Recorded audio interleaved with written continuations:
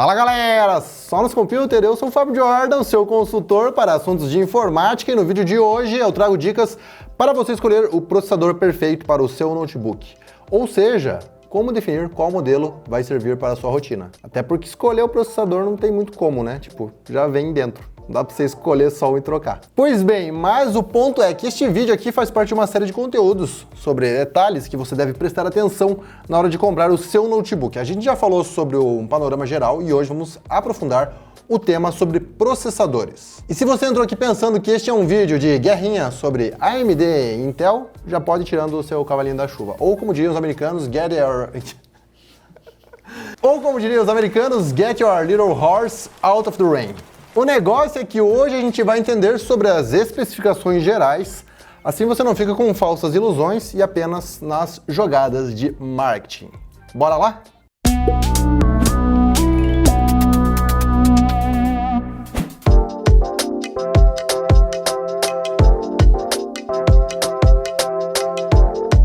Sabe o que é mais rápido que essa interrupção? Você votando no Prêmio e Best. Vote no Canaltech, é rapidinho, igual esse momento aqui. Tchau, tchau. Pois bem, quando você estiver navegando aí, você vai encontrar modelos que vão desde Intel Atom, Intel Celeron, Pentium, os famosos Intel Core, que vai aí do i3, i5, i7 até o i9. E já do lado da AMD você vai achar máquinas com Ryzen 3, Ryzen 5, 7 e 9. E ainda tem os Apples com M1, M2, etc. E na teoria é fácil, né? O Intel Core i9 é melhor que o Intel Core i5 e o Ryzen 7 é melhor que o Ryzen 3. Então, tá feito o vídeo, pode passar os créditos. Só que nem tudo é tão simples, já que as coisas podem mudar muito de um ano para outro. E esse mercado de notebooks às vezes é bem bagunçado. Por exemplo, não é de hoje que a gente encontra modelo gamer com Intel Core i3. Da mesma forma que tem laptop ultra fino pro dia a dia com Intel Core i7, que não são preparados para games. E no meio disso tudo ainda tem os notebooks da Apple, né, que acho que a gente nem vai entrar muito nesse assunto, com processadores ainda mais diferentes. Mas tá aqui ilustrativos então, um Apple, um que vocês não vão saber qual que é, ou talvez não, depois eu revelo. Mas já vamos falar mais disso. Antes se liga, depois que você definir o processador ideal do seu notebook, e também qual que é o modelo de laptop perfeito para o seu perfil, você pode acompanhar as melhores ofertas no canaltechofertas.com.br, onde a nossa equipe separa as melhores promoções de laptops e de outros eletrônicos. Acesse aí que tem grupo no WhatsApp, no Telegram, perfil no Insta e até aplicativo para Android e iOS. Então não vacila. Mas voltando ao papo, o tema hoje é mais técnico. Mas isso não precisa ser algo difícil ou complexo.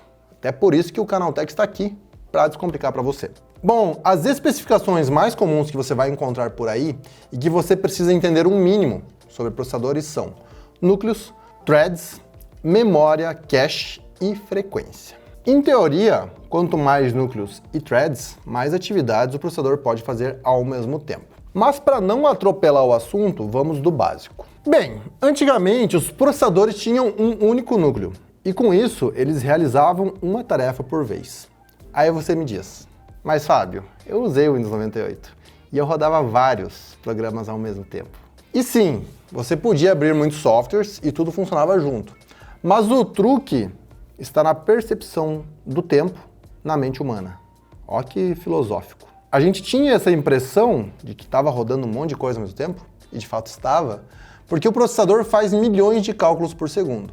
O que significa que, apesar de uma CPU antiga fazer uma única coisa por vez, ela fazia tão rápido e tantas em um único segundo que a gente tinha a impressão que tinha muitos aplicativos funcionando junto. Com o passar dos anos, os sistemas evoluíram, os apps ficaram mais complexos e a gente passou a fazer muita coisa que não era possível. Uma delas foi assistir YouTube e deixar like nos vídeos especiais do Canaltech. E aí uma saída genial foi a troca dos sistemas e softwares de 32 bits para versões de 64 bits. O que é claro que exigiu uma nova geração de processadores capaz de trabalhar em 64 bits. Hoje a gente nem precisa mais prestar atenção nisso, mas havia uma época em que ainda tinha que pesquisar se o processador era 32 ou 64 bits. E a mesma coisa se o sistema era 64, que daí não rodava no 32, então era uma confusão. Mas a informática não para, e aí que só trazer mais cálculos e mudar os apps já não era mais suficiente. Era preciso aumentar as possibilidades, e aí veio o truque de executar múltiplas threads no processador.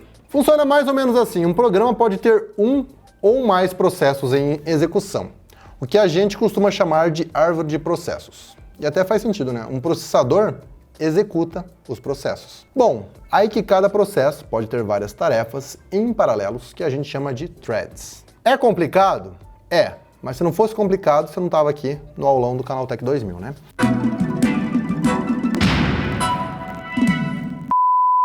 Mas quer ver como é simples de entender? Estamos aqui neste momento com a tela do MacBook, você pode ver aí, e pensa no seu navegador, pode ser qualquer navegador. Estamos aqui com o Google Chrome aberto e também estamos com o Safari aberto, então escolha o seu favorito e se quiser a gente abre o Firefox também. Mas, olha só, o Google Chrome está com o Google aberto, fechamos o Google, vou deixar sem nenhum site aberto. Aqui no monitor de atividades, que você tem uma ferramenta parecida no seu Windows, que é o gerenciador de tarefas. Você pode abrir no Windows que você vai ter a mesma informação. Você tem aqui, então, o processo do Google Chrome, certo? Este aqui é o processo do Google Chrome. Mais abaixo, a gente tem mais outros processos escrito Google Chrome Helper, que está escrito, quando a gente passa por cima, Renderer. E o navegador sem sites abertos já pode ter várias tarefas em execução, que é o que eu estou mostrando para vocês. Não tem nenhum site aberto aqui, mas tem 3 tarefas em execução. 3 processos em execução. Tarefas muito mais. Por que eu digo tarefas muito mais? Porque quando a gente fala em tarefa, a gente está falando das threads. E aqui a gente tem uma coluna de threads. Então, a gente pode ver que o Google Chrome tem, nesse momento, 28 threads, e cada um dos processos auxiliares dele tem mais 15. Então, no total, se a gente somar isso, dá 58 threads. A variar, porque conforme ele vai trabalhando em segundo plano ali, ele vai aumentando. Agora, se a gente abre um site, olha só, google.com. Abrimos. Aqui no nosso gerenciador, automaticamente a gente vê as threads aumentando. Subiu para 33 threads, os outros 2 para 21 cada um. E se a gente abrir mais um site, canaltech.com.br, olha lá, agora ele até criou novos processos aqui embaixo, tem mais 3, e cada um deles com várias threads, com quase 20 threads cada uma. E ele não para de criar. Por quê? Porque dentro dos sites, principalmente sites de conteúdo, você vai ter várias imagens, você vai ter propaganda, vai ter vídeo. E tudo isso aqui é uma tarefa para o seu computador realizar. Afinal de contas, ele tem que buscar num servidor essa informação. Isso significa que o processador está ativando placa de rede, está ativando placa de vídeo. E cada uma dessas tarefas é uma thread que está sendo processada e devolvida para a sua tela. Então, o número de tarefas vai aumentando. Aí que o sistema vai identificar que o navegador é um processo, mas cada aba pode ter uma ou várias threads. Deu para entender? Acho que sim, né? Com o exemplo aqui ficou fácil. E a mesma coisa vale para outros aplicativos. A gente está com o Microsoft Word aqui aberto no momento, e você pensa, pô, mas é só um programa, então é só uma tarefa. Só que não, porque o Word ele vai estar a todo tempo, constantemente, por exemplo, ativando o corretor ortográfico, porque você está digitando e ele já está verificando. Então isso é uma tarefa que ele está executando ao mesmo tempo em que você está escrevendo. Fora que ele pode ter outras tarefas. Ele tem que estar sempre pronto para quando você ativar um recurso especial. Eu quis formatar uma parte do texto. Então, às vezes, é um recurso que ele já está ali em segundo plano e que ele faz instantaneamente, do que ele ter que demorar para ativar.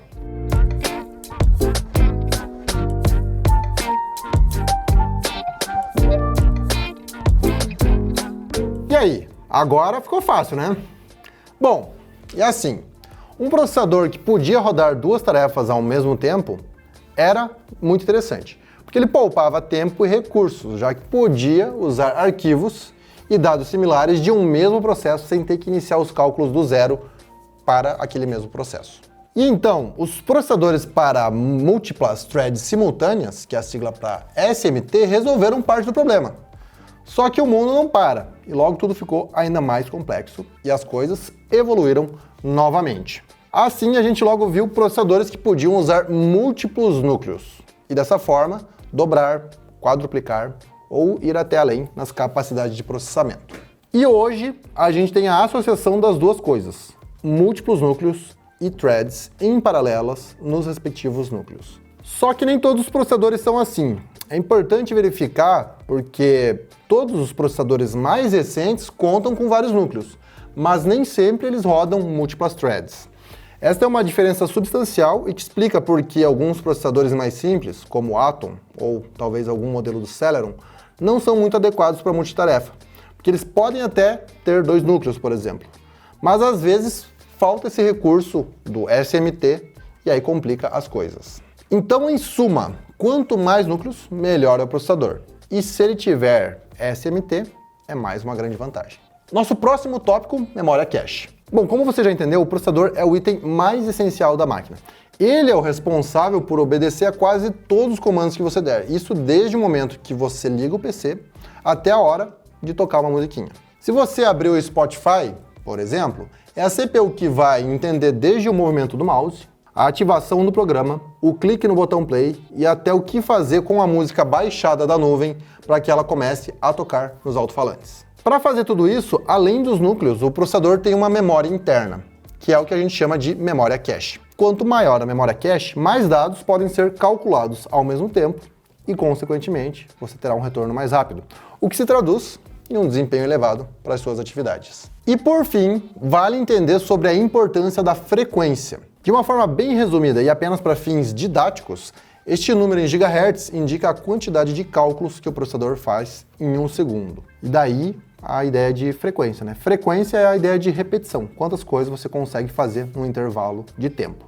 E quanto mais coisas você consegue fazer no mesmo tempo, melhor. Portanto, na hora de escolher um notebook e pesquisar sobre processadores, além de pensar como é ótimo ter um processador como o Intel Core i5, AMD Ryzen 5 ou até um Apple M1, vale entender o porquê você terá vantagens de escolher um ou outro. Vamos para um exemplo? Olha só, se a gente for comparar o Intel Core i3 1210U e o Intel Core i5 12600H, só pelo nome a gente sabe que os dois são da 12ª geração, mas que o i5 é mais poderoso, não apenas pelo fato dele ser i5 é maior do que 3, mas também porque ele é da série H, e o H é um sufixo para High Performance, enquanto o i3 é de alta eficiência energética, indicado aí pela letra U. Mas olhando nos números, e para fazer isso você vai acessar, por exemplo, o site oficial da Intel, a gente descobre que o Core i5 aqui tem o dobro de núcleos, tem 8 MB a mais de memória cache e ainda tem uma frequência um pouquinho maior. Por outro lado, esse mesmo i5 consome mais energia. Então um notebook com esse tipo de CPU precisa de uma bateria de alta capacidade para render o dia todo. Mas é claro que essa situação de comparativo seria muito diferente se a gente pegasse um outro processador i3 ou um outro processador i5. Então é por isso que isso aqui é justamente um exemplo e no dia a dia quando você for pesquisar, muito provavelmente se você está focando em notebooks mais básicos, mais econômicos, você vai pegar um com i3 de série U, de diferentes marcas, mas via de regra você vai comparar 2 i3 e não um i3 mais econômico e um i5 de alta performance. Esse é um exemplo só para você entender como a questão de núcleos e frequência e memória servem para você ter uma noção do quanto um é mais poderoso que o outro. É claro que para saber todos esses detalhes, você precisa acessar o site das fabricantes e fazer uma análise com calma, principalmente se for comparar modelos de diferentes gerações ou de marcas distintas. E aí que, no fim, uma pesquisa cautelosa vale a pena, porque assim você poderá fazer uma compra mais acertada para o seu perfil e também para o seu bolso. E aí, gostou do conteúdo? Quer mais? Então já sabe, né? Deixe seu comentário, também deixe seu like, também deixe sua inscrição e também não deixe de ativar o sininho para ficar ligado nos próximos vídeos dessa série em outras dicas supimpas que vem por aí. Eu sou o Jordan, muito obrigado pela companhia, até o próximo e tchau!